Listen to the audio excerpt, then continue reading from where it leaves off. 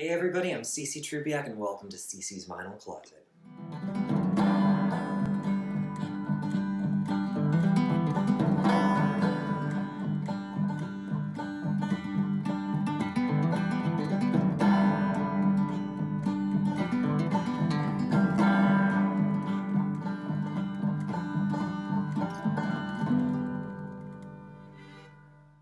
How's everybody doing out there in this big old world today? I hope that you're feeling safe, staying warm, washing your hands, and most of all being kind and good to each other. I sure do appreciate you all being here today to check in with me on the next installment of this project of mine, Cece's Vinyl Closet. So in chapter 1 of Cece's Vinyl Closet, we covered the very early recording career of Loretta Lynn. So that would have been the 6 years between 1963 and 1969. Today, we're going to be continuing on in her recording career, specifically between the years of 1970 to 1979. Let's get right into this because I was pretty amazed that between the years of 63 and 69 that she recorded so many albums, in fact 17. What I discovered between the years of 1970 and 79 was that she recorded 26 records. That's an amazing feat for anyone. In 1972 alone, she released 5 separate albums. I was gobsmacked. I was like, what? She had determination, she had the motivation, she had the talent, she had the vision, she had the guts. I'm amazed by her. Loretta Lynn, wow. We're not worthy. The other thing I kind of want to identify at this point too is it was interesting to read that at the end of the 60s and the beginning of the 70s, country music was also going through change and evolution. I was seeing this word countrypolitan kept popping up either in the liner notes or in articles that I have on her because her music was really setting on fire at this time. In the very early 70s, country music was taking on like wildfire. It was sort of spreading in terms of the audiences it was reaching. And so she was at the height of that.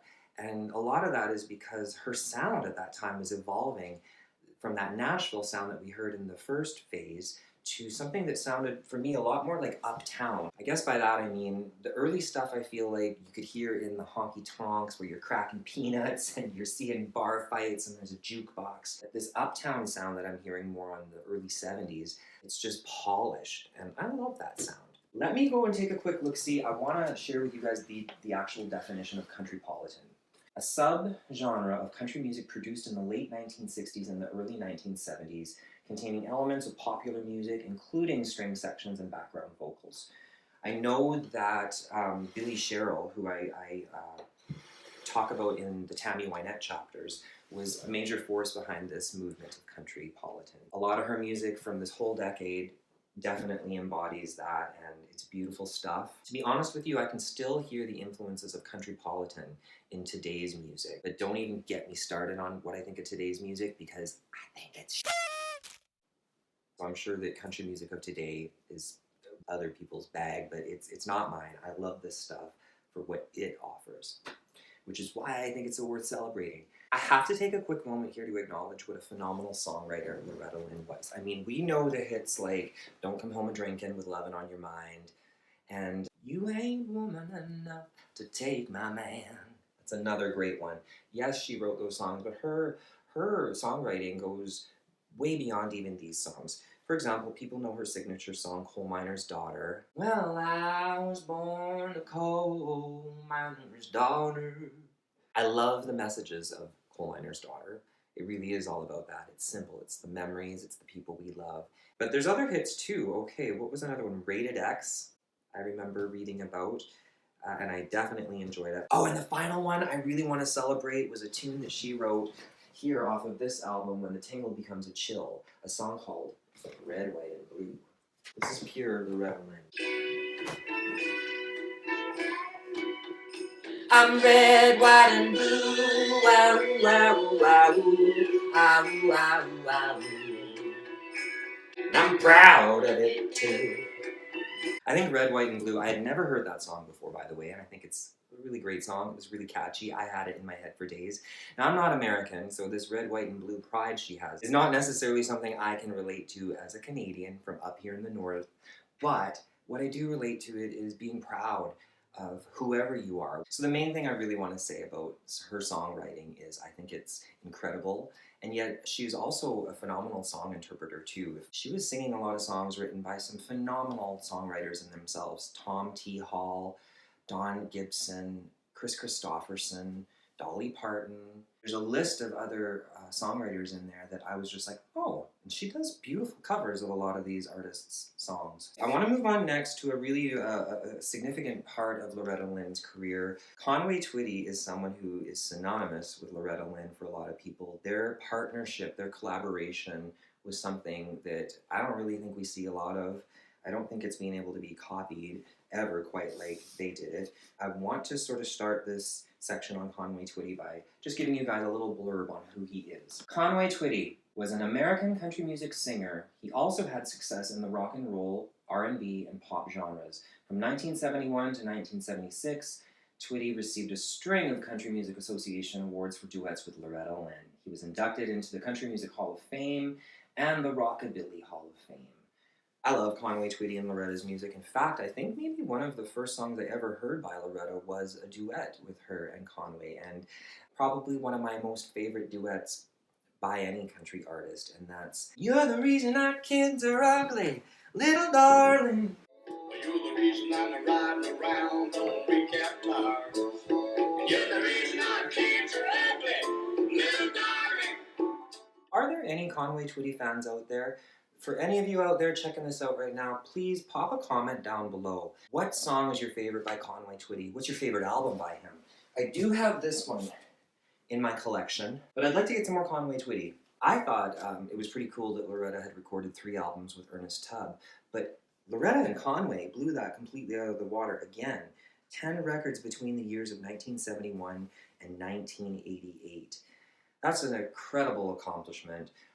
What an honor it would be to work with someone that long a period of time and have such a success. I would highly recommend for people want to check out the song "You're the Reason Our Kids Are Ugly." I've got that in a separate track on my YouTube channel. I'll pop a link down below. Check it out. I do also want to highlight 2 other records. The first one is "Lead Me On," which came out in 1971. This is a really phenomenal album. I just got to play snippets of songs for you to check out. Lead me on and take control of how I feel. And I would say my favorite one. Easy love. So sexy looking. When I hear them and that chemistry, there's just undeniably a power there. There's just something that has never been able to be repeated between Conway and Loretta. And that's probably also a testament to their friendship. The other one I really wanted to highlight was one that I wouldn't even say is my favorite album. This came from 1979, Diamond Duet. I want to highlight this one because as I was listening to it, and like I said, I've listened to all of these records, and I love all of them. This album did not impress me that much overall. The different sound of music at that time. By 1979, music was changing. Country music was maybe going through a bit of an identity crisis. But the irony is that a song called "The Sadness of It All" popped on side 2. And I laughed out loud because first of all, the title, "The Sadness of It All," came at the very moment I was sort of feeling like this album is not all that. I chose "The Sadness of It All" to go on my playlist, and wouldn't you know it, when I released that playlist to the public, "The Sadness of It All" went viral. Almost within 2 days, had more hits than any of the other tracks on the playlist. So I have to mention that here because for whatever reason, they have a magic that people love. They won 4 Country Music Association awards for their partnership between 1972 and 1975. They had a chemistry there you cannot deny. So thank you very much, Conway, for all the music that you did with Loretta. I know you passed away in 1993 and you've left a legacy that people still love to this day, so I thank you guys for the music. For the next part of this chapter, I wanted to take a moment to highlight Loretta Lynn's relationship with Patsy Cline. So I was well aware that Loretta Lynn and Patsy Cline had a relationship, a friendship. Also grown to appreciate that Patsy in a lot of ways was Loretta's mentor. That's inspiring. I mean, who wouldn't want to have a friend like Patsy or a friend like Loretta? Who wouldn't want to have a friend to help you kind of get your feet in the door, especially too if you were a female in that time. Let's do the Wikipedia thing to teach ourselves a little lesson here about who really Patsy was. Patsy Cline, born Virginia Patterson Hensley, was an American singer. She is considered one of the most influential vocalists of the 20th century and was one of the first country music artists to successfully cross over into pop music.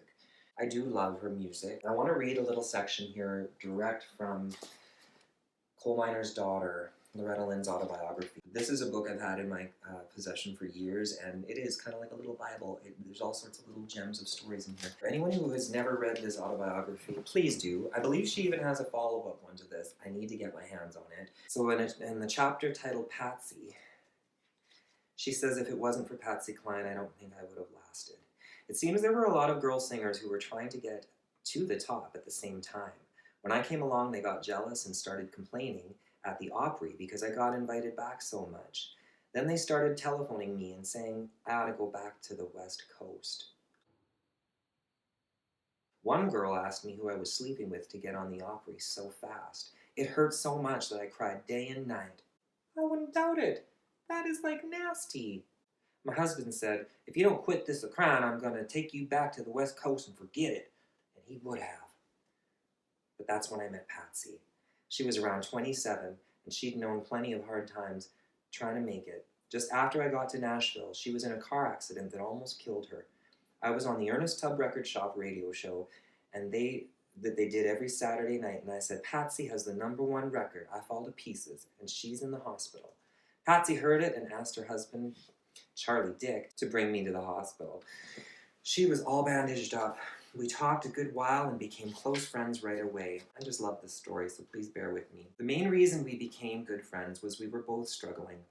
Patsy had gotten cut out of a lot of money on a couple of her hit songs, and now she was in the hospital all banged up. We both felt we wouldn't try to hurt each other. I guess the other girls didn't know about me and Patsy being friends. They called a party at one of their homes to discuss how to stop me from being on the Opry, and they invited Patsy.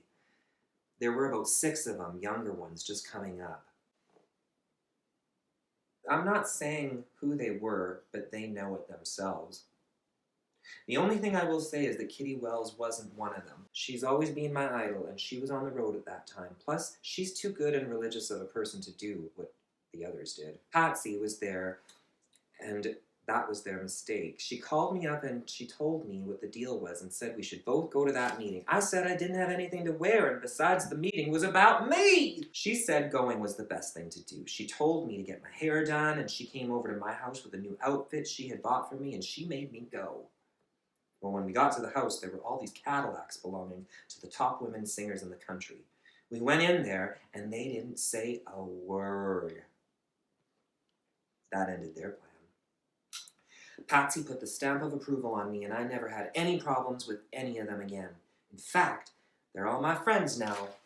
But I made a point out of it when new girls came along to give them all a chance, because I wouldn't want to treat nobody the way they treated me.